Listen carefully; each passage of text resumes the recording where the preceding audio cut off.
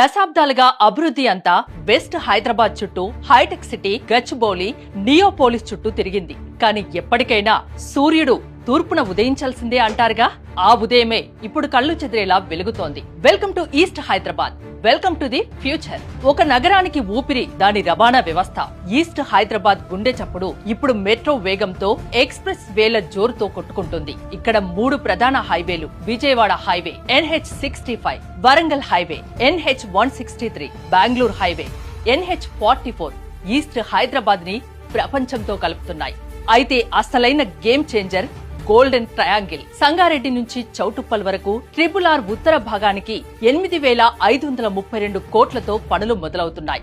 161 కిలోమీటర్ల ఈ 6 లేన్ల green field expressway East Hyderabad ఆశలకు రెక్కలు తొడుగుతోంది. సిటీకి ఒకవైపు ORR, మరోవైపు రాబోయే RRR.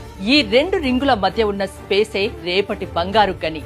వెస్ట్ లో ఐటీ మాత్రమే ఉంది, కానీ ఈస్ట్ లో హైబ్రిడ్ ఎకానమీ ఉంది. ఉప్పల్ ఒకప్పుడు కేవలం రెసిడెన్షియల్ ఏరియా, కానీ ఇప్పుడు Genpact, NSL arena, DSL IT పార్కులతో ఉప్పల్ ఒక ఐటీ హబ్. అక్కడి నుంచి పోచారం వెళ్తే ఇన్ఫోసిస్ భారీ campus, Raheja Mindspace, Tata aerospace తో సౌత్ ఈస్ట్ కి ఐకాన్ గా మారింది. కేవలం సాఫ్ట్వేర్ మాత్రమే కాదు, హబ్సిగూడ నుంచి తార్నాక వరకు CCMB, IICT,